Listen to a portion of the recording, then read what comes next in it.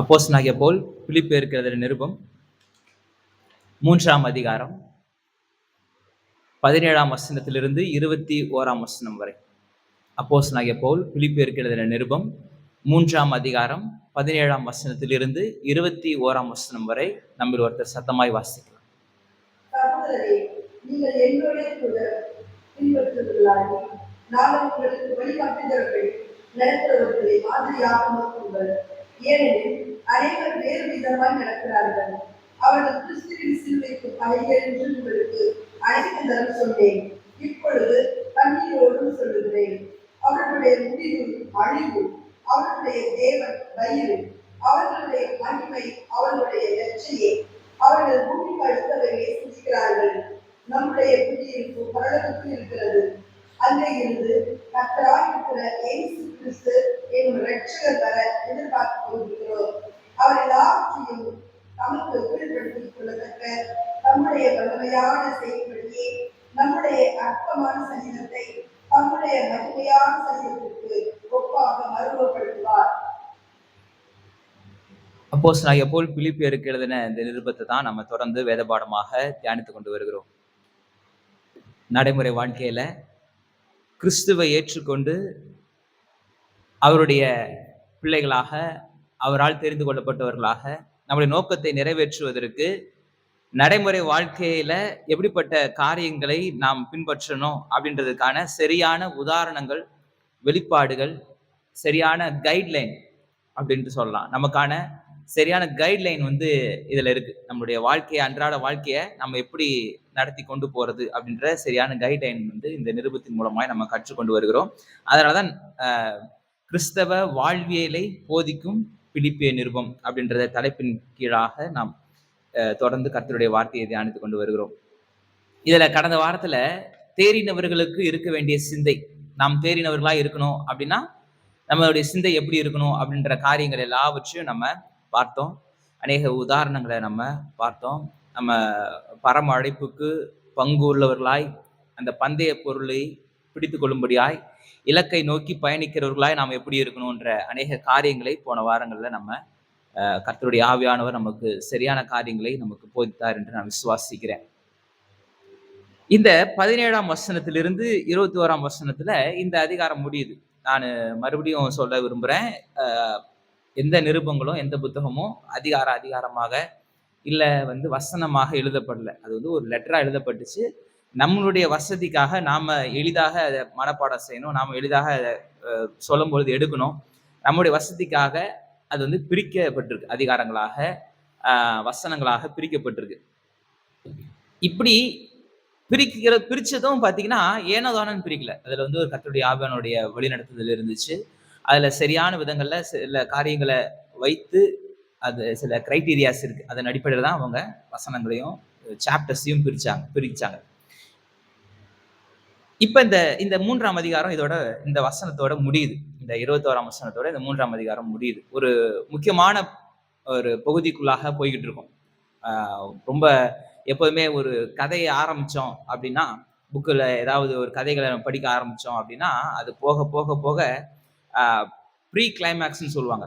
அதாவது அதனுடைய உச்ச கட்டத்துக்கு நம்ம போறதுக்கு முன்னாடி அதனுடைய டென்ஷன் இங்கேயே ஆரம்பிச்சிடும், அதனுடைய பில்டப் இங்கேயே ஆரம்பிச்சிடும், அதனுடைய எப்படி முடியும் அப்படின்ற ஒரு இது ஆரம்பிச்சிடும். அது மாதிரி இந்த லெட்டருடைய முடிவான வார்த்தைகளை சொல்றதுக்கு முன்னாடி சில முக்கியமான வார்த்தைகளை இங்க இந்த இடத்துல இருந்தே ஆரம்பிச்சிடுறாரு. சகோதரரே அப்படின்னு ஆரம்பிக்கும் போதே இது சபைக்கான ஒரு காரியம்தான், கிறிஸ்துவை ஏற்றுக்கொண்ட மக்களுக்கான ஒரு காரியம்தான். ஃபெல்லோ கிறிஸ்டியன்ஸ், சகோதரரேன்ட்டு அப்போஸ்தலனாகிய பவுல் சொல்றது எல்லாமே ஃபெல்லோ கிறிஸ்டியன்ஸ், அதாவது என்னோடு கூட கர்த்தரை ஏற்றுக்கொண்ட சகோதர சகோதரிகளே, விசுவாசிகளே, கர்த்தரை ஏற்றுக்கொண்டவர்களே அப்படின்ற ஒரு கண்ணோட்டத்தோடு கூட தான் இங்க எழுதுறாரு. அதை நம்ம மறந்துடக்கூடாது.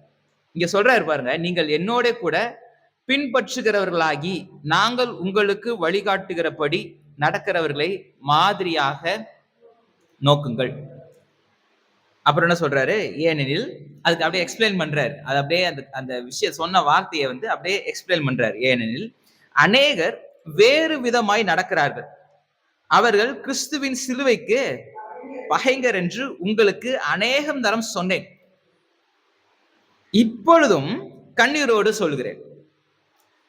இங்க பாருங்க, பாத்தீங்கன்னா இவருக்கு ஒரு பெரிய வாஞ்சை இருக்கு. அந்த வார்த்தையில அவருடைய வாஞ்சை, அவருடைய தாகம், அவருடைய விருப்பம், அவருடைய நோக்கம் எல்லாமே வெளிப்படுது. உங்களுக்கு நிறைய முறை சொல்லியிருக்கேன் அப்படின்றாரு. ஒருவேளை ஒரு 10 வருஷம் ஆச்சு இந்த லெட்டரை எழுதுறதுக்கும், அவர் வந்து அந்த சபைய நேர்ல பார்த்ததுக்கும் இடையில ஒரு 10 வருஷம் கேப் இருக்கு. அப்ப அவங்களுக்கு போதிக்கும்போது கூட சில காரியங்கள எச்சரித்து சொல்லலாம். நெறைய சபைகளுக்கு அவர் வந்து எச்சரிப்பா சொல்றாரு. நான் முன்னாடியே சொன்ன மாரி ஒவ்வொரு நிருபங்களையும் அவங்க வந்து அந்த சபையில வாசிச்சுட்டு அடுத்த சபைக்கும் குடுப்பாங்க. அதனால எல்லா நிருபமும் எல்லா சபைகளுக்கும் அன்னைக்கு வாசிக்கப்பட்டிருக்கு. எல்லா நிருபங்களும் எல்லா சபைகளும் தெரியும். அதனால எழுதுகிறவைகளே எழுதுவது எனக்கு வருத்தம் இல்லன்ட்டு இந்த இந்த அதிகாரத்தின் துவக்கத்திலேயே அத நம்ம பார்க்க ஆரம்பிச்சிட்டோம். அத நம்ம பார்த்துட்டோம். இப்ப எல்லா இடங்கள்லயும் அத சொல்லிட்டே வராரு. என்ன சொல்றாரு? ஒரு ஒரு அவருக்குள்ளாக ஒரு துக்கம், அவருக்குள்ளாக இருக்கிற வேதனை, அந்த வேதனை அவர் பட்ட பாடுகளின் அடிப்படையில் இல்ல.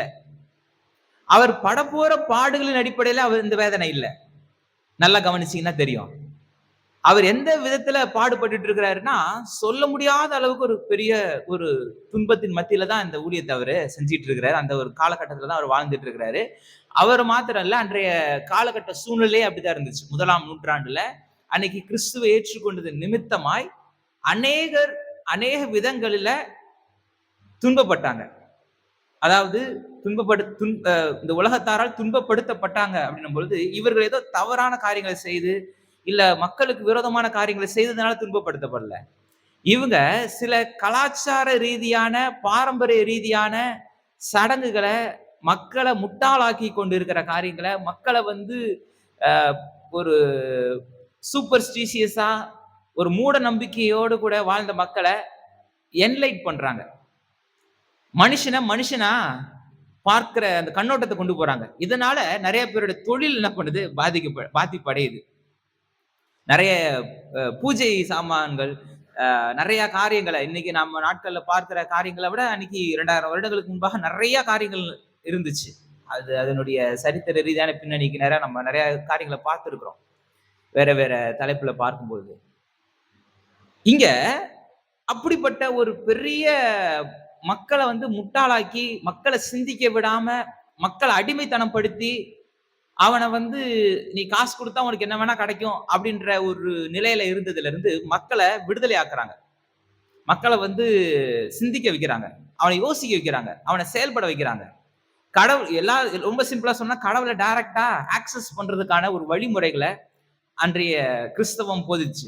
இதனால அதிகாரத்தில் இருந்தவர்களும் இதை வச்சு சம்பாதிச்சவங்களுக்கும் பெரிய ஒரு கோபம் வந்துச்சு. அதனால எதிர்க்கிறாங்க. அதனாலதான் கிறிஸ்தவம் துன்பப்படுத்தப்படுச்சு.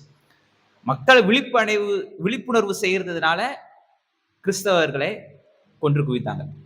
கடைசியா கிறிஸ்தவர்களுக்குள்ளே இது வந்துச்சு. கிறிஸ்தவத்துக்குள்ளேயே பாரம்பரியம் வந்துச்சு. கிறிஸ்தவத்துக்குள்ளேயே இது வந்துச்சு. சிந்திக்கக்கூடியவர்களை கிறிஸ்தவர்கள் எதிர்க்கக்கூடிய காலம், அதாவது கிறிஸ்துவின் பேரால் எதிர்க்கக்கூடியவர்கள் இருந்தாங்க. ஆனா கிறிஸ்தவம் அதை போதிக்கல, வசனம் அதை போதிக்கல. அதனால தெரிஞ்சுக்கணும். அதுல சில பேர் சொல்லும் போது, சில காரியங்கள் எழுதும் பொழுது, ஏன் வந்து ஐரோப்பா தேசங்கள்ல அறிவியலாளர்களை வந்து கிறிஸ்தவ சபை வந்து கொன்று குவிச்சிச்சு, அப்ப நீங்க அப்படித்தானே இருந்தீங்க அப்படின்ற மாதிரி சொல்றாங்க. கொஞ்சம் முன்னாடி போய் பார்க்கணும். கிறிஸ்தவம் அதனுடைய பேசிக்ஸ் வந்து அப்படி கிடையாது. அதன் அடிப்படையில கட்டப்பட்டது கிடையாது. வசனம் வந்து யோசிக்க சொல்லுது, பகுத்தறிந்து பார்க்க சொல்லுது, எல்லாவற்றையும் ஆராய்ந்து பார்க்க சொல்லுது, நலமானவற்றை பிடித்து கொள்ள சொல்லுது. அப்ப நிறைய விஷயங்களை வந்து இப்படிப்பட்ட காரியங்கள் தான் போதிச்சிச்சு. இப்ப இவருக்கு வந்து இப்படிப்பட்ட பாடுகளின் நிமித்தமாய் கண்ணீர் வரல, இல்ல படப்போற பாடுகள் நிமித்தமாய் கண்ணீர் வரல. நான் சொன்னல, இவர் வந்து ஒரு ராஜாவை சந்திக்க போறாரு.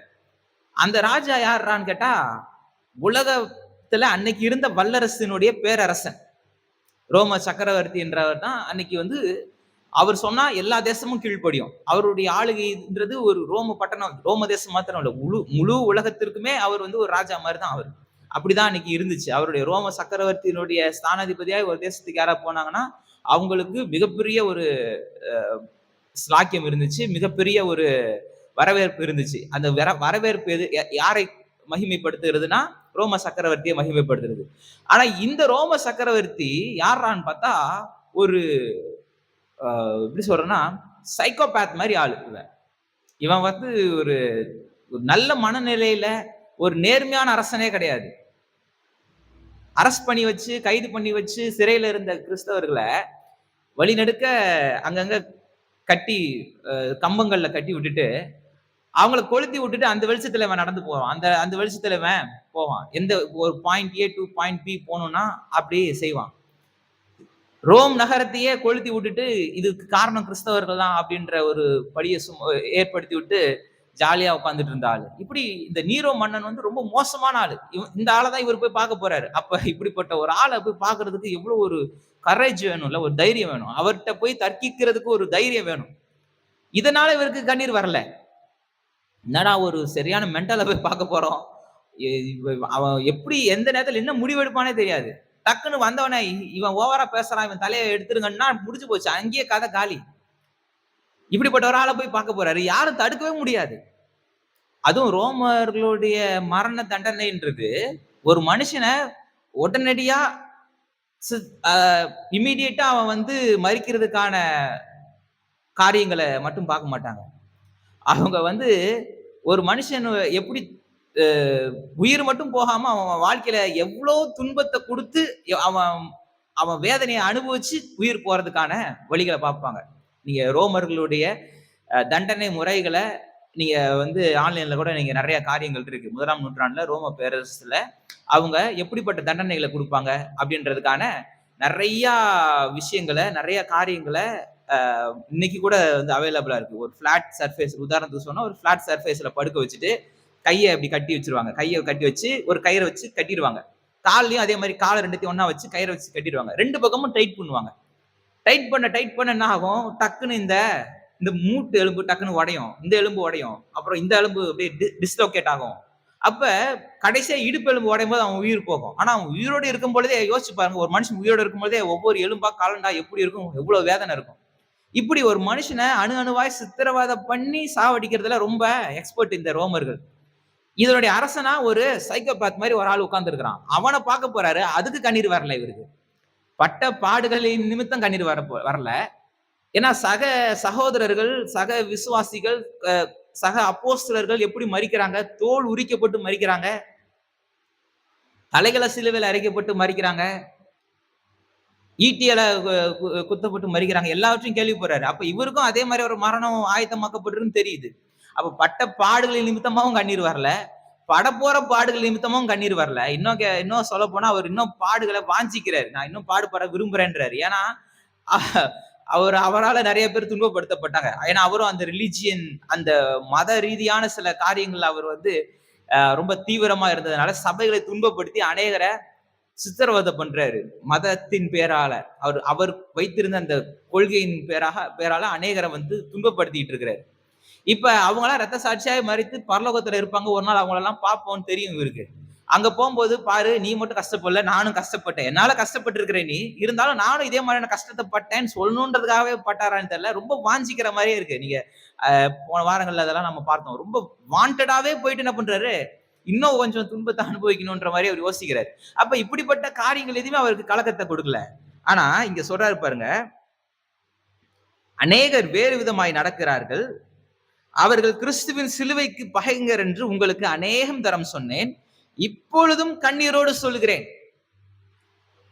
இந்த அப்போஸ்தலனுடைய கண்ணீருக்கான காரணம் என்னன்னு பாத்தீங்கன்னா, அவருடைய பாடுகள் நிமித்தமா இல்ல சபை ஒரு விதத்துல பாடுபடுதே அதனால கண்ணீர் வருதான்னு கேட்டா கிடையாது. ஏன்னா அது கிறிஸ்துவின் நிமித்தமா வருகிற பாடுகள். ஆனா இவருடைய கண்ணீருக்கான காரணம் என்னன்னு கேட்டீங்கன்னா, இந்த சபைய கிறிஸ்துவின் சித்தத்திலிருந்து வேறு வேறு வழியில சிலர் வந்து வழி தப்பி போக செய்கிறார்களே, அது ஒரு பெரிய துக்கத்தை கொடுக்கும். இவைகள் எல்லாவற்றிலும் அந்த துக்கம் பெரிதா இருக்கு. இவைகள் எல்லாவற்றிலும் அந்த துக்கம் மேலானதா இருக்கு. பயங்கரமானதா இருக்கு. ஏன்னா இவைகள் எல்லாவற்றிலும் அது ரொம்ப டேஞ்சரஸ். இது எல்லாவற்றிலும் அது ரொம்ப மோசமானது. சபையை வழி விலக செய்கிறது. பிசாசு சபையை எதிர்க்கிறான்னு கேட்டா நேரடியா எதிர்க்கிறான். ஆனா அவன் அதுக்கு எடுக்கிற முயற்சிகள் வந்து பாத்தீங்கன்னா 2 விதங்கள்ல அந்த முயற்சிகள் இருக்கு. ஒண்ணு டைரக்டா எதிர்த்து சபையை துன்பப்படுத்துறான். டைரக்டா அதனுடைய காரியங்கள் இருக்கு. ஆனா இந்த நேரடியான எதிர்ப்புன்றது நமக்கு மகிமையான கிரீடமா மாறிடும். நேரடியான எதிர்ப்பை நம்ம சந்திக்கும் பொழுது இது நமக்கு மகிமையான கிரீடம் ஆயிருது, மகிமையான புகழ்ச்சியா மாறுது. இது அவன் விரும்புறதே கிடையாது. அதனால என்ன பண்றான், தேவனுடைய சித்தத்திலிருந்து மக்கள் என்ன பண்ணிடுறான், வழி விலக செஞ்சிடறான். வழி விலங்கி செல்லும் பொழுது ஆட்டோமேட்டிக்கா தேவனுடைய கோபாக்கினைக்கு பாத்திரராய் சபைகள் மாறிடும் பொழுது தேவனுடைய நோக்கத்தை அது ஒரு நாளும் செய்ய விடாது. பிலேயாம் உடைய கதை நமக்கு நல்லா தெரியும். அது நமக்கு கற்றுத்தர பாடம்ன்றது ரொம்ப முக்கியம். ஜனங்களை அன்னைக்கு அவங்க தோல்வி அடையணும் அப்படின்னா அதுக்கு ஒரே வழி, அவங்க கர்த்தருடைய வழியில இருக்காம இருக்கணும். கர்த்தர் அவங்க கூட இல்லாம இருக்கணும். கர்த்தரை விட்டு அவங்களுக்கு பிரிவினை இருந்திருக்கணும். கர்த்தரை விட்டு அவங்க என்னைக்கு பிரிறாங்களோ அன்னைக்கு அவங்களுக்கு தோல்வி உண்டாகும். இது பிசாசுக்கு நல்லா தெரியும். அந்த ஆலோசனையின்படி அன்னைக்கு ஜனங்க தண்டிக்கப்படுறாங்க. இன்னைக்கு சபைய பிசாசானவன் எப்படி செயல்படுத்துறான்னா, நல்லது மாதிரியே கொண்டு வந்து நல்லது மாதிரியே செய்ய வச்சு தேவனுடைய வழிகளில் இருந்து விலக செய்து அதன் நிமித்தமாய் தேவனுடைய வழி நடத்துதல், தேவனுடைய அந்த பராமரிப்பின் இல்லாம செய்து சபையை துன்பப்படுத்துறான். இது நிமித்தம் மகிமை கிடையாது, துன்பம் தான். ஆனா இந்த துன்பம் எப்படிப்பட்ட துன்பம்னா கிறிஸ்துவுக்கு ஏற்ற துன்பம் கிடையாது. தவறு செய்யறதுனால வரும் பலன், அந்த விதையின் பலன், பாவத்தின் பலன்.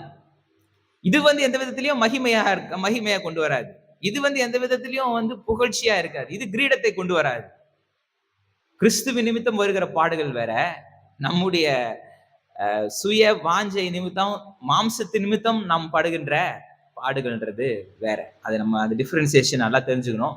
இப்படிப்பட்ட காரியங்களில் சிக்கி சபை சீரழிஞ்சிடக்கூடாது அப்படின்றதுதான் இங்க அப்போஸ்தலனாகிய பவுலுடைய அந்த கண்ணீருக்கான காரணம்.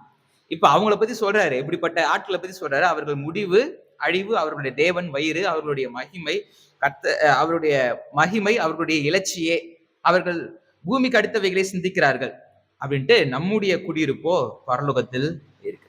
ஒரு பெரிய நம்பிக்கை கொடுக்கிறார், பெரிய தைரியத்தை கொடுக்கிறார். நம்முடைய குடியிருப்பு, இதை பின்பற்றுகிறவர்களுடைய குடியிருப்பு, எங்களுடனே கூட இருக்கிறவர்களுடைய குடியிருப்பு, இல்ல என்னுடைய குடியிருப்பு அப்படிலாம் சொல்லல. ஏன்னா என்னை பின்பற்றுங்கள்னு சொல்றாரு. அதுக்கு திருப்பி அந்த வருவோம். அப்ப என்ன சொல்லலாம், என்னுடைய குடியிருப்புன்னு சொல்லல. இங்க அது சொல்லும் போதே அந்த ஒரு மக்களோடு சேர்த்து தான் சொல்றேன், நம்முடைய குடியிருப்பு. அந்த வார்த்தை ரொம்ப பிடிச்சிருக்கு இல்ல.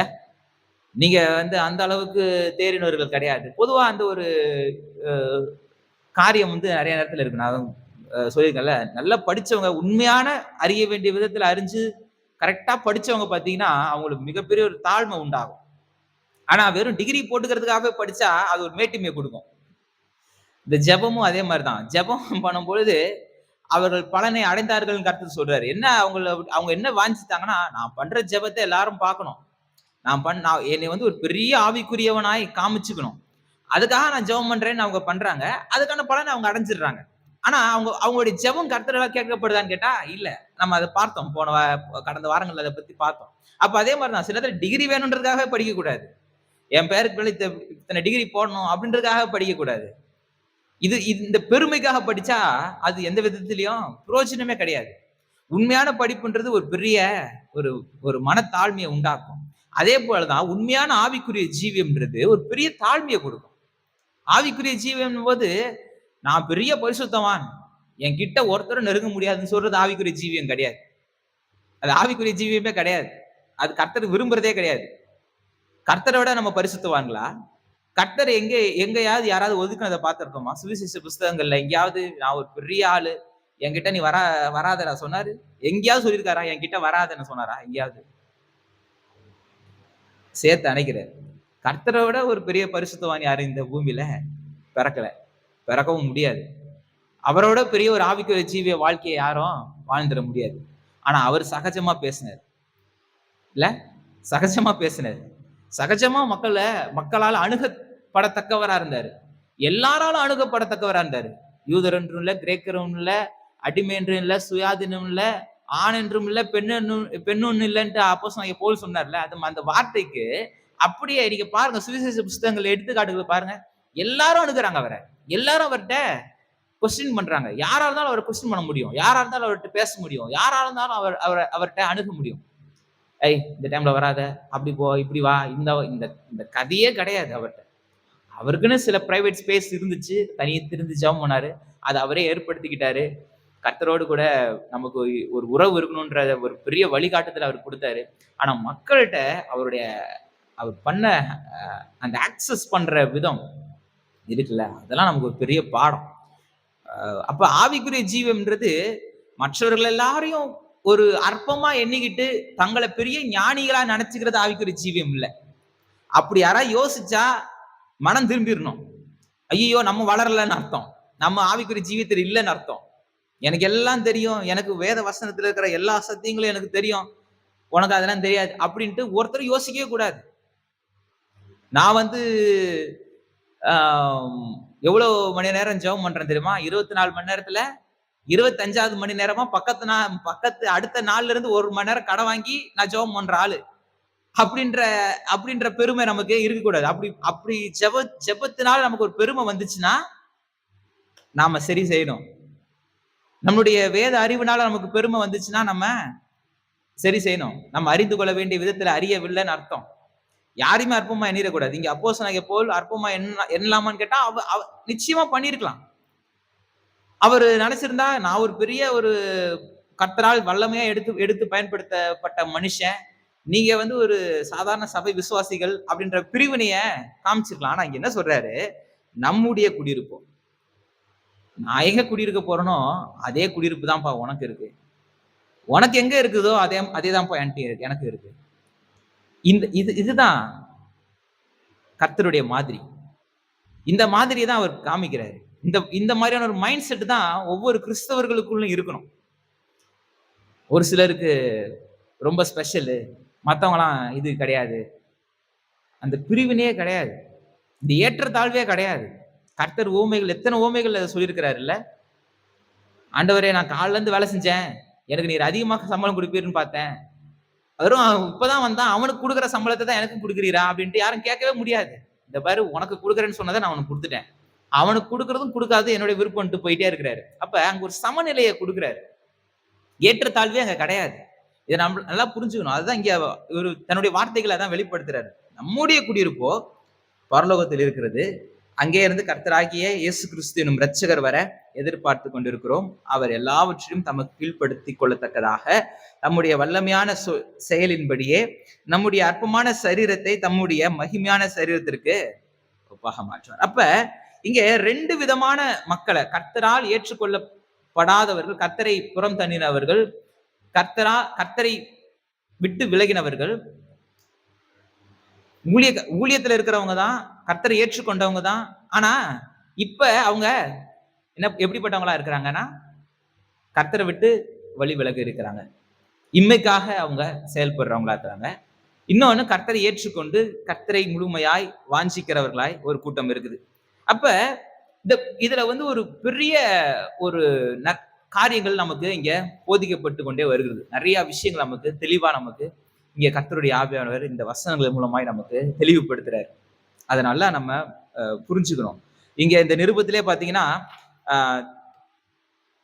ஏக சிந்தை, கிறிஸ்துவின் சிந்தை, தேறினவர்களின் சிந்தை, ஒரே சிந்தை, இப்படிப்பட்ட வார்த்தைகள் மறுபடியும் பயன்படுத்தப்படுறதை நம்ம பார்க்கிறோம்.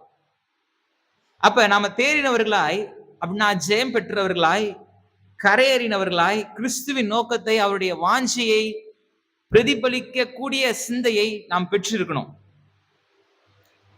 இப்படிப்பட்ட சிந்தை நமக்கு இருக்கணும். இப்படிப்பட்ட சிந்தை தான் நம்மளை தேறினவர்களாய் மாற்றும். திருப்பி அந்த 17ஆம் வசனத்திலிருந்து வரேன். ஜஸ்ட் நம்ம போயிட்டோம், வாசிட்டு போயிட்டோம். திருப்பியும் 17ஆம் வசனத்தை மறுபடியும் அங்கிருந்து வரேன். தேறுகிறவர்களுக்கு ஏற்ற சிந்தை நமக்கு இருக்கணும். அந்த தேறுகிறவர்களுக்கு ஏற்ற சிந்தை அப்படின்றது ரொம்ப ரொம்ப அவசியம். இப்ப நீங்க யாரு அப்படின்னு கேட்டா, உங்களை குறித்ததான தெளிவான உணர்வு, தெளிவான காரியங்கள் தான் வந்து அந்த விஷயங்களை வெளிப்படுத்தும். உங்களை குறித்ததான தெளிவான சிந்தை தான் நீங்க யாருன்றத காண்பித்து கொடுக்கும். நீங்க யாருன்னு கேட்டீங்கன்னா நீங்க என்ன சொல்லுவீங்க? நான் வந்து என் பேரு. சரி, அது உங்க பேரு. இல்ல நீங்க என்ன வேலை செய்றீங்களோ அந்த வேலையை சொல்லுவீங்க.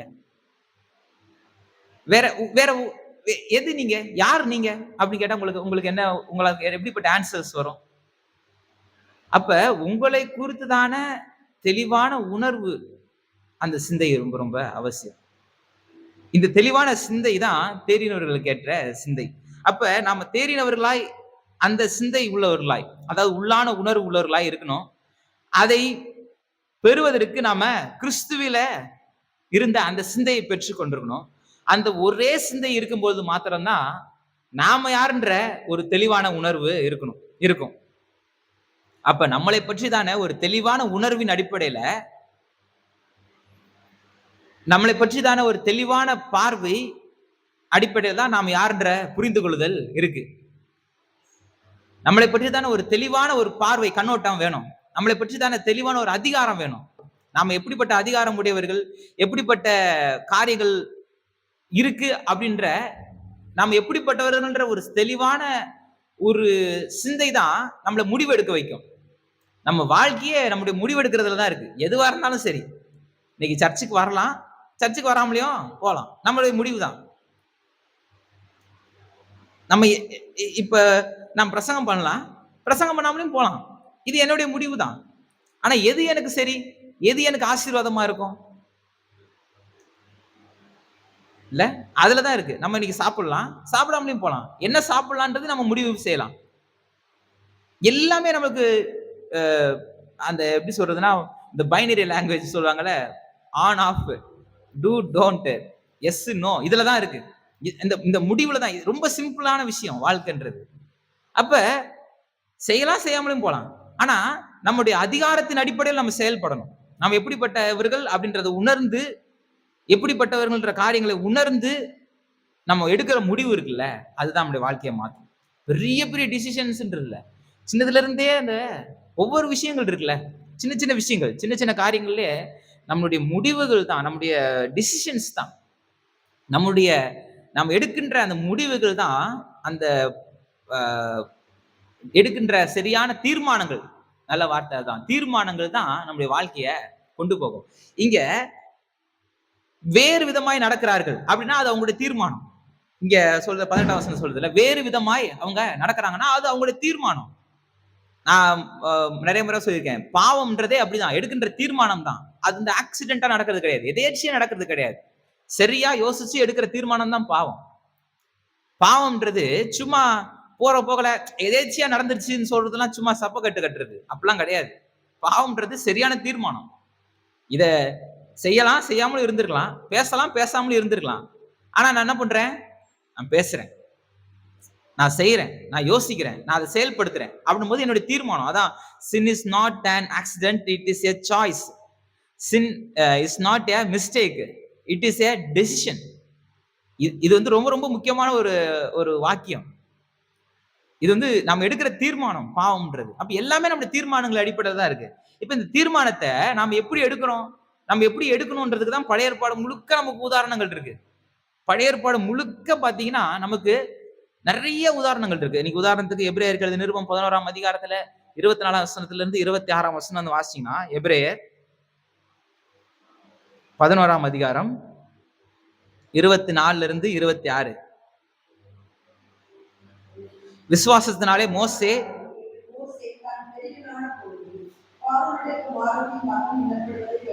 எனப்படுவதை வெறுத்து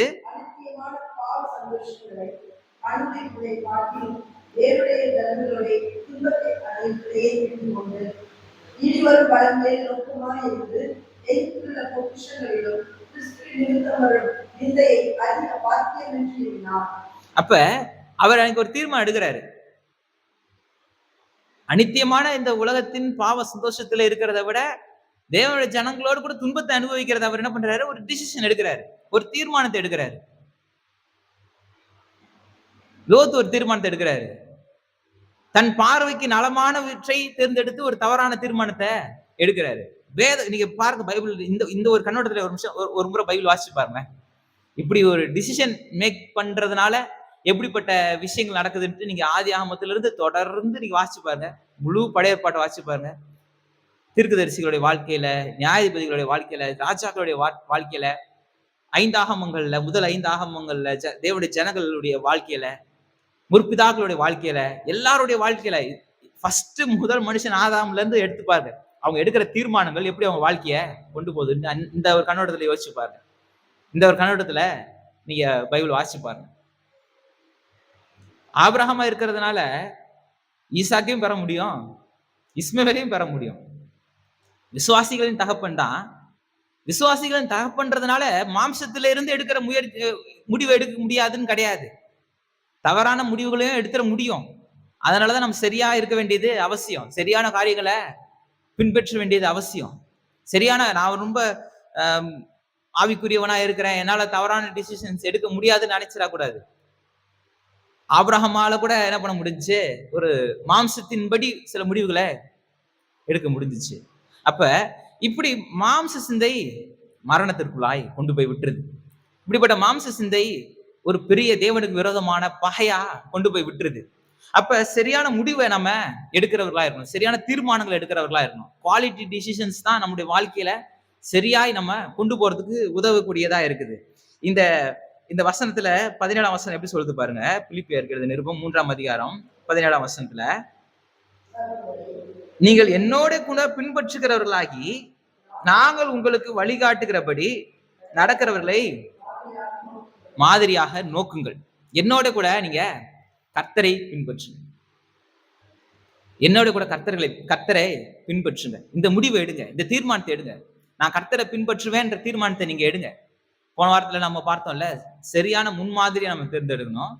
அந்த சரியான முன்மாதிரியை பின்பற்ற நம்ம சில காரியங்களை முயற்சி செய்யணும். இப்ப ஒரு சச்சின் டெண்டுல்கர் மாதிரி நல்ல ஒரு பேட்டிங் பண்ணணும், விராட் கோலி மாதிரி ஒரு பேட்டிங் பண்ணணும், இல்ல ஒரு அந்த அளவுக்கு ஒரு பேட்டிங்ல நம்மளுக்கு எபிலிட்டி இருக்கணும்னா அந்த மாதிரியான சில பிராக்டிசஸ் நம்ம செய்யணும்.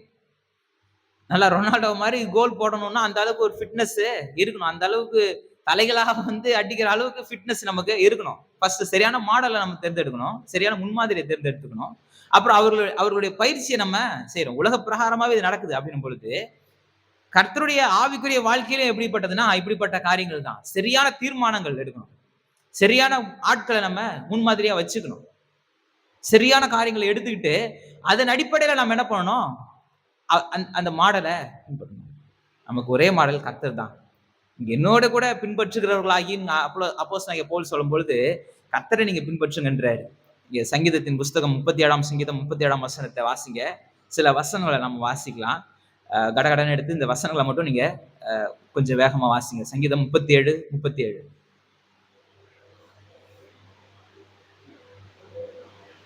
சங்கீதம் 37:37.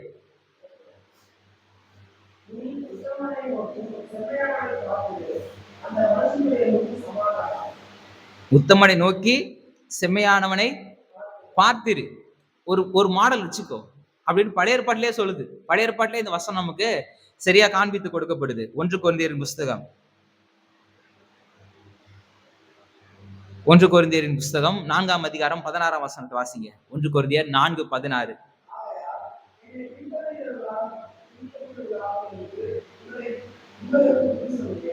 என்னை பின்பற்றுகின்றாரு.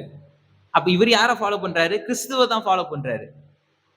இது நீ என்னை ஃபாலோ பண்ணு அப்படின்னு சொல்லல. நான் கிறிஸ்துவ ஃபாலோ பண்றேன், அதை நீ என்ன பண்ணு, பின்பற்றிக்கோ. அந்த நான் செய்யறத நீ செய். எப்பவுமே நம்ம மனிதர்களை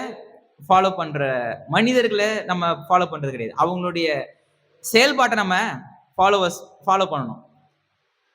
அவர்களுடைய நடக்கையை நம்ம ஃபாலோ பண்ணணும். அவர்கள் எதை நோக்கி பயணித்தாங்க அப்படின்றத நம்ம ஃபாலோ பண்ணணும். அவங்கள ஃபாலோ பண்றத நம்மளுடைய இது கிடையாது. நான் ஊழியத்துக்கு வர அந்த டைம்ல பாத்தீங்கன்னா நிறைய பெரியாரை படிச்சு பாஸ்ட் ஆயிட்டேன். பயங்கரமான ஒரு கான்ட்ராஸ்ட் இது. பெரியாரை படிச்சு யாராவது பாஸ்ட் ஆகணும் கேட்டா பெரியாரை படிச்சுட்டு நான் பாஸ்ட் ஆயிட்டேன். சமத்துவம், சகோதரத்துவம், சுயமரியாதை, பெண்கள் விடுதலை, சமூக அரசியல் ரீதியான பொருளாதார விடுதலை, இப்படிப்பட்ட பெரியாரிய கொள்கைகளை படிச்சுட்டு இதுக்கு சரியான வழி நம்ம பாஸ்ட் ஆகிறது தான்டா, பாஸ்ட் ஆகி தான் இது செய்ய முடியும், கர்த்தர் தான் இதுக்கான சரியான வழியா இருக்கிறாரு அப்படின்ட்டு பெரியாரை படிச்சுட்டு பாஸ்ட் ஆயிட்டேன். இது பயங்கர. இது யாராவது கேட்டா சிரிப்பாங்க, என்னடா அப்படின்னு. இது டீப்பா நான் இதை எக்ஸ்பிளைன் பண்ண முடியும். அப்ப எந்த மனிதரையும் நம்ம ஃபாலோ பண்றது கிடையாது. அந்த கருத்துக்கள் நம்மள பெரிய ஒரு ஒரு பெரிய வெளிச்சத்தை கொடுக்கும். அண்ணாவ குறிச்சு அவ்வளவு விஷயங்கள்ல அந்த காலகட்டத்துல கிட்டத்தட்ட ஒரு ஸ்கூல் முடிச்சுட்டு அந்த கேப்ல வந்து அண்ணாவ குறிச்சு, பெரியார குறிச்சு, இவங்கள இவங்கள குறிச்சு நிறைய படிச்சு, சில காரியங்கள படிக்கும்பொழுது, சில காரியங்கள் நமக்கு தெரியும் பொழுது, மக்களுடைய விடுதலை, மக்களுடைய அந்த காரியங்கள் எவ்வளவு தெளிவா இருக்கணும் அப்படின்ற சில காரியங்கள முன்னெடுக்கும் பொழுது, நமக்கு ஒரு பெரிய வெளிச்சம் உண்டாகுது. இதன் அடிப்படையில சரியான தீர்மானங்கள நம்ம என்ன பண்றோம்? எடுக்கிறோம். நான் எடுத்த தீர்மானம் எவ்வளவு நல்லதுன்னு எனக்கு இப்ப தெரியுது. கிட்டத்தட்ட 16 வருஷம் ஆயிடுச்சு. இப்போ ஒரு பெரிய ஒரு சந்தோஷம் இருக்கு. நான் சரியான தீர்மானத்த தான் நான் எடுத்திருக்கிறேன்ற ஒரு சந்தோஷம் வந்திருக்கு. அப்ப நம்ம எடுக்கிற அந்த குவாலிட்டியான டிசிஷன்ஸ்ன்றது ரொம்ப ரொம்ப முக்கியம். ரொம்ப அந்த தீர்மானங்கள் ரொம்ப ரொம்ப அவசியம். இப்ப என்னை பின்பற்றுங்கள் அப்போஸ்தலனாகிய பவுல் சொன்னது, அவர ஃபாலோ பண்ண சொல்லல, கர்த்தர ஃபாலோ பண்ணுங்க. அப்படின்ட்டு சொல்றாரு. பிலிப்பியர்களின் நிருபம் 4ஆம் அதிகாரம் 9ஆம் வசனத்துல பாத்தீங்கன்னா, பிலிப்பியர் 4:9. பேச்சு கடலில் இருக்கிற எல்லா வழிகளும் அவைகளே செய்யுங்கள். அப்போது சமாதானத்தை விரோதிப்பார். இன்னும் ஒரு 2 தெசலோனிக்கேயர் புஸ்தகம் 3ஆம் அதிகாரம்.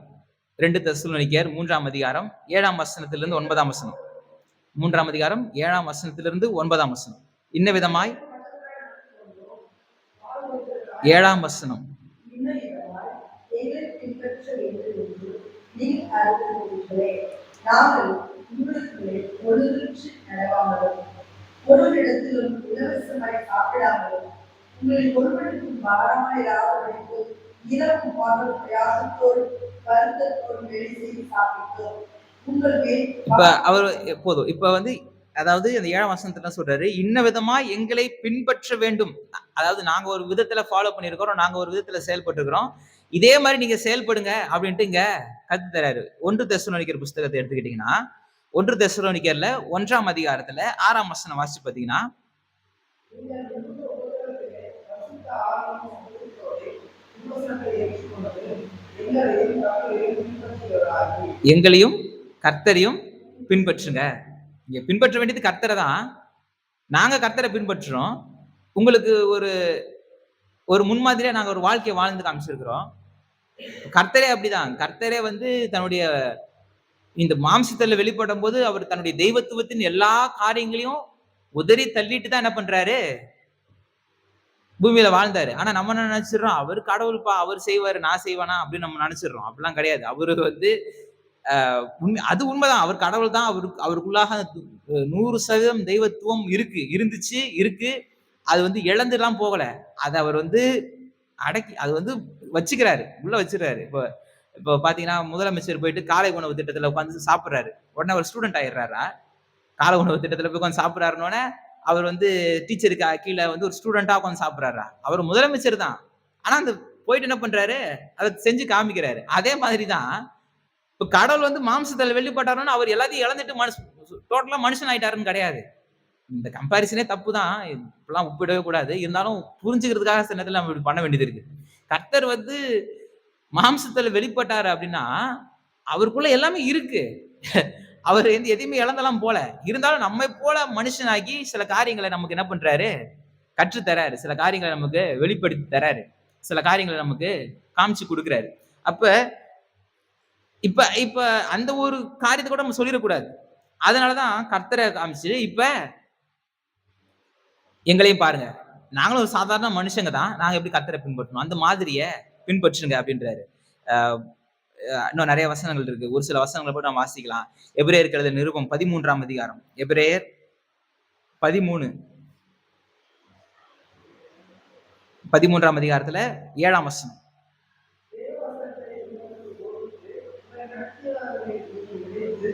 அவர்களுடைய நடக்கையின் முடிவை அவர் அவர்களுடைய நடக்கையின் முடிவை நன்றாய் சிந்தித்து, அவருடைய விசுவாசத்தை பின்பற்றுங்கள். அவர்களை பின்பற்றாதீங்க. அந்தோனியாரே எங்களை வேண்டிக் கொள்ளுன்னு சொல்லக்கூடாது. அப்படி சொல்லக்கூடாது. வேதம் அத நமக்கு போதிக்கல. ஏன்னா அது நடக்கவும் நடக்காது. அது வாய்ப்பே கிடையாது. அந்தோனியார் எந்திரிச்சு வந்து மண்டையிலே போடுவாரு.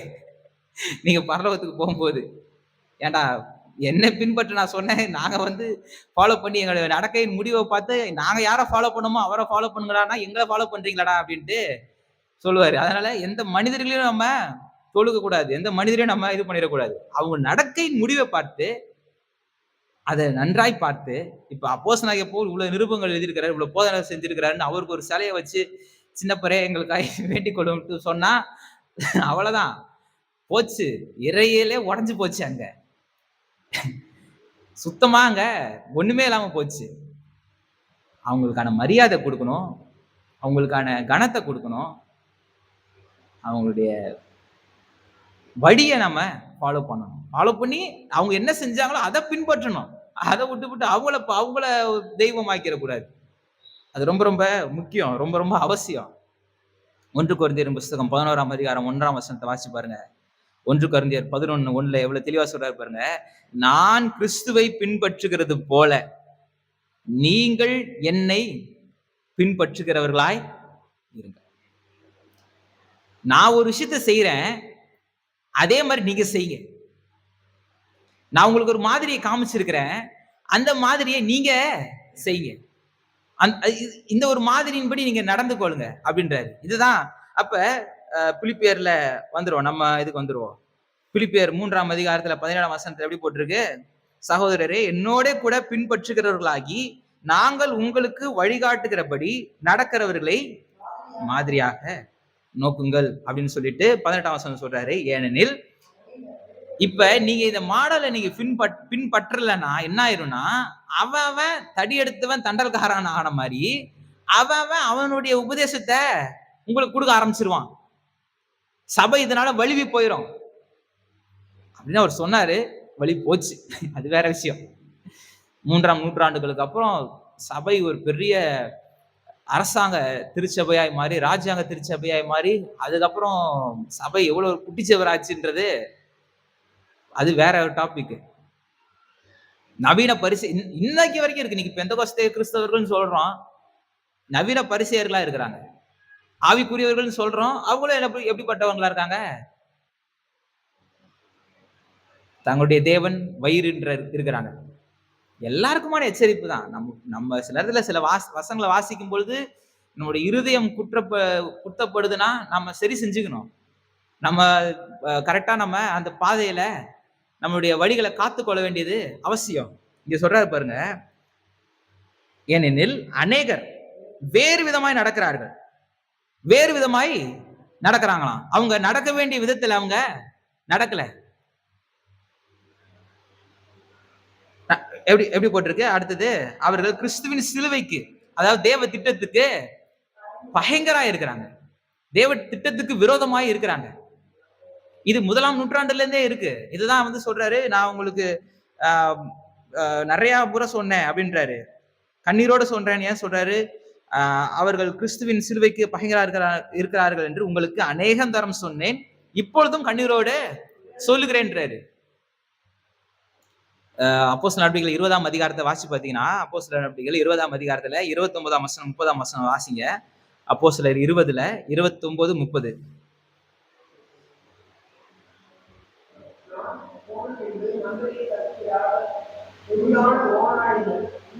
கொடிதான ஓநாய்கள் உங்களுக்குள்ளே வரும். இன்ன வரைக்கும் வந்துகிட்டு இருக்கு. கொடிதான பார்த்தா எப்படி சொல்றதுன்னா, தேவ பக்தியின் வேஷம் தரித்து கொடிய ஓநாய்கள் ஜனங்களை பட்சிக்கிறவர்களா இன்னைக்கு ஊழியம்ன்ற பேர்ல செஞ்சுக்கிட்டு இருக்கிறாங்க. அதுதான் இங்க எச்சரிப்பா நமக்கு 1ஆம் நூற்றாண்டிலே சொல்லிட்டாங்க. அடுத்து வாசிங்க தொடர்ந்து.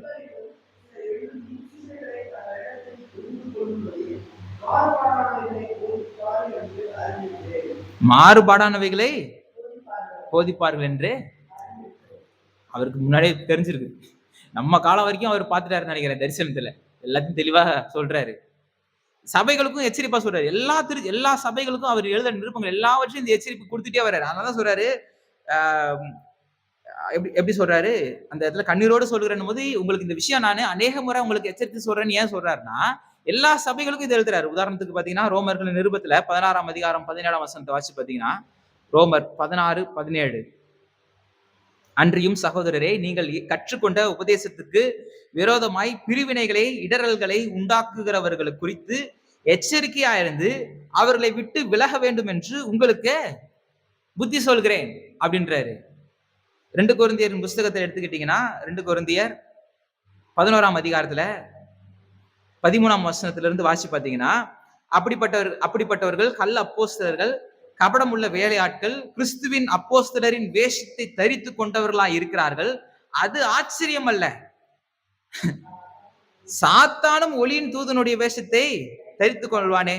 ஆகையால் அவனுடைய ஊழியக்காரரும் நீதியின் ஊழியக்காரருடைய வேஷத்தை தரித்து கொண்டு அவங்க என்ன பண்றாங்களா?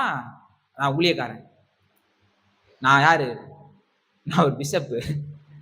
எங்க போனாலும் உண்மையான பிஷப்பே அமைதியா போவாரு. காசு கொடுத்து பிஷப் பட்டத்தை வாங்கிட்டு எங்க போனாலும் அங்கேயே போட்டே சுத்திக்கிட்டு இருக்காங்க. எங்க போய் அடிச்சுக்கிறதுனே தெரியல.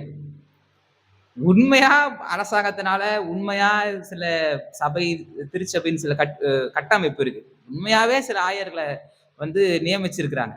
அவங்க அவங்களே பாத்தீங்கன்னா ஒரு நார்மலா ஒரு இடத்துக்கு போகும்போது சாதாரண ஒரு ட்ரெஸ்ல தான் போறாங்க.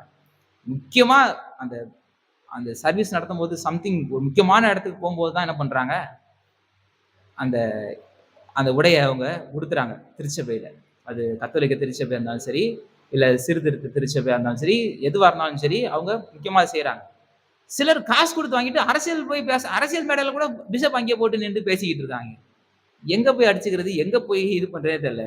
கிறிஸ்துவின் வேஷத்தை தரித்து கொள்றாங்க. சமீபத்துல ஒரு கம்பாரிசன் வீடியோ பார்த்துட்டு உண்மையாவே பணக்காரனா இருக்கிறவன் அவன் எப்படிப்பட்ட லைஃப் ஸ்டைல் வாழ்றான், உண்மையாவே பரம்பரையா பணக்காரனா இருக்கிறவன் எப்படிப்பட்ட வாழ்க்கைய வாழ்றான் அப்படின்ற மாதிரி காமிச்சிட்டு, புதுசா காசு வந்தவன் எப்படிப்பட்ட வாழ்க்கை வாழ்றான் அப்படின்றத காமிக்கிறாங்க. இவன் என்ன பண்றான், தன்னை ஒரு பெரிய பணக்காரனா காமிச்சுக்கிறதுக்கு இவன் பார்த்துக்கிட்டு இருக்கிறான். இவன் உண்மையால பணக்காரனாவே இருக்கிறதுனால அவன் என்ன பண்றான், அவன் நார்மலான ஒரு வாழ்க்கைய வாழ்ந்துகிட்டு இருக்கான். எல்லாத்திலையும் நீங்க பொருத்தி பார்த்துக்கோங்க. தன்னை ஒரு பெரிய ஞானியா காமிச்சுக்கிறதுக்கு சில முயற்சிகளை எடுத்துக்கிட்டே இருப்பான் அறகுறையானவன். உண்மையானவன் ஞானம் வச்சிருக்கிறவன் அமைதியா இருப்பான், அமைதியா பேசுவான், அமைதியான சில காரியங்கள் இருப்பான், நிறைய கேட்பான். பேசுறதை விட கேட்கறது அதிகமா இருக்கும். ஆவிக்குரிய வாழ்க்கையில் அதே மாதிரிதான். அந்த அறகுறை தான் ஓவரா ஆட்டம் போடும். உண்மையாவே ஆவிக்குரிய இருக்கவன் என்ன பண்ணுவாங்க, அமைதியா இருப்பாங்க. இப்ப தேவ பக்தியின் வேஷத்தை தரித்து கொண்டு, நான் சொல்லல, நான் யாரையும் சொல்லல, வசனம் சொல்லுது. அப்ப எக்காரணத்தை கொண்டு நம்ம தெய்வ பக்தியின் வேஷத்தை தரிக்கிறவர்களா இருக்கக்கூடாது. நம்மள பெரிய ஆவிக்குரியவர்களை காமிக்கிறதுக்காகவே நான் அங்க இதுக்கு போனேன், அந்த டவருக்கு போனேன், இதை செஞ்சேன், அதை செஞ்சேன், அப்படிப்பட்ட தான தர்மங்களை செஞ்சேன், அது இதெல்லாம் ஒரு பெரிய நான் போகும்போதே சில காரியங்கள் கையில வச்சிருப்பேன், கொடுத்துட்டு தான் போவேன். இதெல்லாம் நம்ம சொல்ல வேண்டிய அவசியமே கிடையாது. சில நேரத்துல சில காரியங்கள் என்கரேஜ் பண்ணலாம். இப்ப நான் ஒரு நல்லது செய்யறேன்னா நீங்களும் அது மாதிரியான காரியங்கள் செய்யுங்க. இப்ப சில நேரத்துல நம்ம படிக்கும்போது நமக்கு சில விஷயங்கள் தோணும், நம்மளும் இதை செய்யலாமே. இப்ப நான் ஊழியத்துல கூட பாத்தீங்கன்னா சில சில ஊழியங்கள்ல அவங்க எடுக்கிற முயற்சிகள், சில நலத்திட்டங்களை எடுக்கும்போது எனக்கும் அது ஒரு பெரிய இன்ஸ்பிரேஷனா இருக்கு.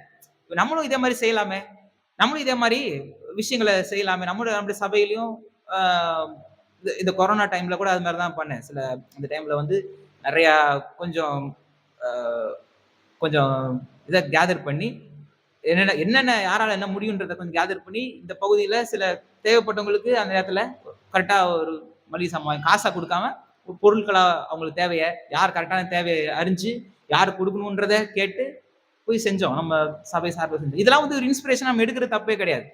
இதை காமிச்சுக்கிறதுக்காக நான் ரொம்ப ஆவிக்குரியவன், ரொம்ப பெரிய ஆள் காமிச்சுக்கிறதுக்காகவே தேவ பக்தியின் வேஷம் போட்டவைகளாய் நம்ம செய்யக்கூடாது. வேஷம் கலைஞ்சிரும். கலையிலனா கூட வேஷம் கலைஞ்சிரும். சின்ன வயசுல ஒரு கதை அடிக்கடி கேள்விப்பட்டிருக்கேன். நரி சிங்கமா வேஷம் போட்டது. நரி தங்களை ஒரு சிங்கமா வேஷம் போட்டு ராஜாவா காட்ட ஆளுன்னு நினைச்சிச்சான். மழை வேஷம் தெரிஞ்சோன்னே அதோடைய காயத்துக்கு தெரிஞ்ச மாதிரி ஒரு சின்ன ஒரு இன்சிடென்ட் நடந்தோடனே வேஷம் கலைஞ்சிரும். தேவ பக்தியின் வேஷம் என்ன பண்ணக்கூடாது, எப்போதுமே தரிக்க கூடாது. அது ஆச்சரியம் அல்லவே, அவர்கள் முடிவு அவர்கள் கிரியைகளுக்கு தக்கதா இருக்கும். வேஷம் கலைஞ்சிரும். வேஷம் போட்டா வேஷம் கலைஞ்சிரும். அதனால ஜாக்கிரதையா இருக்கணும் அப்படின்ட்டு இங்க சொல்றாரு. திருப்பியும் பிலிப்பியருக்கு வந்துருவோம். 3ஆம் அதிகாரத்துல என்ன எப்படி போட்டிருக்கு, அநேகர் 18ஆம் வசனம். வேறு விதமாய் நடக்கிறார்கள். வேறு விதமாய் நடக்கிறாங்க. இன்னும் 2 கொரிந்தியர் புஸ்தகம் 11ஆம் அதிகாரம், கொலோசியர் எழுதின நிருபம் 2ஆம் அதிகாரம், இதுலலாம் வந்து எப்படி அவங்க கிறிஸ்துவின் வேஷம் தரித்து அவங்க வந்து தேவ பிள்ளைகளை வந்து கேட்டின் வழியில நடத்துறாங்கன்றதுக்கு நிறைய வேத வசனங்களை கொடுக்குறாரு. அதான் இதெல்லாம் கொடுத்துட்டு தான் சொல்றாரு. இந்த இடத்துல சொல்லும்போது என்ன சொல்றாரு? அநேகம் தரம் சொன்னேன்றாரு. ஒவ்வொரு திருச்சபைக்கும் சொல்லும் போது நான் சொல்லிருக்கேன். அநேக முறை இந்த எச்சரிப்பை நான் கொடுத்திருக்கிறேன் அப்படின்றாரு. கொலோசியர்கள் நிருபம் 2ஆம் அதிகாரம் 8ஆம் வசனத்துல, 2 தீமோத்தேயு 3ஆம் அதிகாரம் 1ஆம் வசனத்துல இருந்து 7ஆம் வசனம், இதெல்லாம் வீட்டுல போய் நீங்க வாசிச்சு பாருங்க. இதெல்லாம் திருப்பி நீங்க வீட்டுல போய் வாசிச்சு பாருங்க. அப்ப நடக்க வேண்டிய விதத்தில் நடக்காம வேறு விதமாய் என்ன பண்றாங்க? நடக்கிறாங்க. வேறு விதமா நடந்தா அவர்கள் முடிவு, அடுத்த வசனம் சொல்லுது, எப்படி சொல்லுது பாருங்க, 19ஆம் வசனம். அவர்கள் முடிவு அழிவு. ஏன் ஏன் அவங்க முடிவு அழிவா இருக்கு? அவருடைய தேவன் வயிறு. அவங்க தனக்கு பிரயோஜனம் உண்டாகும்படி என்ன பண்றாங்க? தன்னுடைய மாம்ச இச்சைகளுக்கு அவங்க இடம் கொடுக்கறாங்க. இந்த வயிறுன்னும் போது அது வந்து மாம்சத்தை குறிக்குது. மாம்ச சிந்தை மரணம். அப்ப தங்களுக்குரிய ஆதாயத்துக்காக தேவ பக்தியின் வேஷம் தரிக்கிறவர்களாக இருக்கிறாங்க. இது ஒரு ஆதாய தொழில் அப்படின்னு எண்ணுறாங்க. வசனம் சொல்லுது இது வந்து ஒரு ஆதாய தொழில் அப்படின்ட்டு அவங்க வந்து சில பேர் என்ன பண்றாங்களாம், நினைச்சுக்கிறாங்களாம். அவங்க இம்மைக்குரிய காரியங்களுக்காக மாத்திரம் அவங்க நோக்குகிறவர்களாய் அப்படிப்பட்ட ஒரு காரியங்களுக்காக மாத்திரம் இருக்கிறதுனாலேயே அவர்கள் முடிவு எப்படிப்பட்டதாயிருது? அழிவாயிருது. இந்திய சமகால மொழிபெயர்ப்பு இதே வசனத்தை எப்படி சொல்லுதுன்னா, பேரழிவே அவர்களது முடிவு, அவர்களுடைய வயிறே அவர்களுக்கு தெய்வம், வெட்கக்கேடானது அவர்களது மேன்மை, பூமிக்குரியவைகளை பற்றியே அவர்களது சிந்தை. தமிழ் மொழிபெயர்ப்பு தான், இந்திய சமகால மொழிபெயர்ப்புன்னு ஒரு மொழிபெயர்ப்பு இருக்கு. அதுல இவ்வளவு தெளிவா சொல்லுது. இன்னொன்னு ஈஸி டு ரீட் ஒரு டிரான்ஸ்லேஷன் இருக்கு. அந்த டிரான்ஸ்லேஷன்ல வாசிச்சு பாத்தீங்கன்னா, இத்தகையோரின் வாழ்க்கை முறை இவர்கள் அழிவின் பாதைக்கே அழைத்து செல்லும். இவர்களை அழிவின் பாதைக்கே அழைத்து செல்லும். அவர்கள் தேவனுக்கு சேவை செய்வதில்லை. அவர்கள் தம்மை திருப்திப்படுத்திக் கொள்வதற்காகவே வாழ்கிறார்கள். அவர்கள் தேவன் வயிறுன்றதை எப்படி வெளிப்படுத்துறாங்க? அவர்கள் தங்களை திருப்திப்படுத்திக் கொள்வதற்காகவே என்ன பண்றாங்களா? வாழ்றாங்க. ஆனா கடைசி வரைக்கும் திருப்திப்படுத்திக் கொள்ளவே முடியாது. கர்த்தரிடத்திலிருந்து உங்களுக்கு ஆசீர்வாதம் வந்தால் ஒழிய, கர்த்தருடைய சித்தத்தைக்கு நீங்க கீழ்ப்படிந்தால் ஒழிய, கர்த்தர் உங்களை குறித்ததான நோக்கத்தை நீங்க நிறைவேற்றாத வரை உங்க வாழ்க்கையில திருப்தியே வராது. அந்த திருப்தி எப்போ வரும்? ஒரு நிறைவு, மன நிறைவு எப்போ வரும் அப்படின்னா, கர்த்தர் நமக்கு கொடுக்கிற வாழ்க்கை தான். அதான் கர்த்தரின் ஆசீர்வாதமே ஐஸ்வர்யத்தை தரும், அதனோட அவரு வேதனையை கூட்டார். நீங்க உலக பிரகாரமாய் மாம்ச பிரகாரமாய் பொறாமைப்பட்டுக்கிட்டு, அவன் அதை செஞ்சுட்டான் அதனால இதை செய்யறேன், அவன் அதை பண்ணிட்டான் அதனால இதை பண்ணிக்கிறேன், இப்படி நீங்க வாழ ஆரம்பிச்சிட்டீங்கன்னா இது திருப்திப்படுத்தவே முடியாது. அதுதான் இந்த வசனம், இந்த மொழிபெயர்ப்புல ரொம்ப எப்படி சொல்லுது, அவர்கள் தம்மை திருப்திப்படுத்திக் கொள்வதற்காகவே வாழ்கிறார்கள். அவர்கள் வெட்கப்படத்தக்க செயல்களை செய்வதோடு அதை பற்றி பெருமையும் கொள்ள செய்கிறார்கள். அவர்கள் மகிமை இலட்சி என்றதை இப்படி மொழிபெயர்க்கிறாங்க. இவ்வளவு நல்லா புரியுது. சில இடங்கள்ல நம்ம வச்சிருக்கிற டிரான்ஸ்லேஷன்ல அப்படியே கடகட நம்ம அடிச்சுட்டு போற மாதிரி இருந்தா கூட, இதை கொஞ்சம் இது மாதிரியான சில மொழிபெயர்ப்புல வாசிக்கும் போது இன்னும் கொஞ்சம் நமக்கு நல்லா புரிய வேண்டிய விதத்துல நல்லா புரியுது.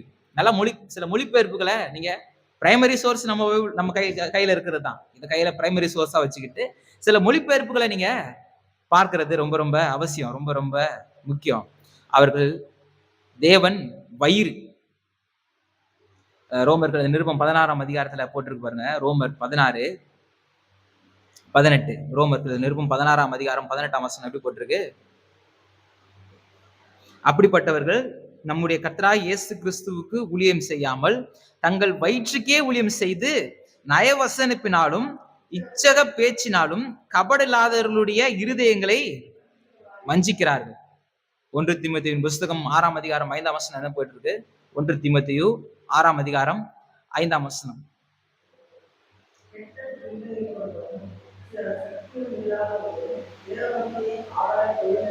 தேவ பக்தியை ஆதாய தொழில் என்று எண்ணுகிறவர்களா இருக்கிற மனுஷனால் ஊழியத்தை இது ஒரு லாபமான தொழில் நினைக்கிறாங்க. அந்த காலத்துல இருந்தே இருக்குது. இன்னைக்கு கொஞ்சம் எக்ஸ்ட்ராவா இருக்குதுன்னு நினைக்கிறேன். எப்படிலாம் காசாக்கலாம், எப்படிலாம் மணி மைண்டடா செயல்படலாம். அதான் கர்த்தர் சொல்லியிருக்காரு. பண ஆசை நல்லா தெரிஞ்சுக்கணும். பணம் தீமைன்னு சொல்லல. அது அதை வச்சு நல்ல அது கத்தி மாதிரி அதை வச்சு கொலையும் செய்யலாம், நல்லதும் செய்யலாம், தீமையும் செய்யலாம். ஆனா பண ஆசை எல்லா தீமைக்கும் வேறாயிடும். அது அது நல்லா புரிஞ்சுக்கணும். சரியா நம்ம புரிஞ்சுக்கணும். கரெக்டா நம்ம அதை ஹேண்டில் பண்ண தெரிஞ்சிருக்கணும். அடுத்தது அவருடைய மகிமை, அவருடைய இலச்சை. அவர்கள் பூமிக்குரியவைகளே சிந்திக்கிறார்கள். பூமிக்குரியவைகளை மாத்திரம் தான் அவங்க என்ன பண்றாங்க, சிந்திக்கிறாங்க. வேற ஒன்றையும் அவங்க சிந்திக்கிறது இல்லை. வேற ஒன்றையும் அவங்க எடுக்கிறதே இல்லை. வேற ஒன்றையும் அவங்க இது பண்றதே கிடையாது, நோக்குகிறதே கிடையாது. ரோமர்கள் நிருபம் 8ஆம் அதிகாரம் 5ஆம் வசனத்திலிருந்து 8ஆம் வசனம் வரைக்கும் வாசிங்க. ரோமர் 8:5-8.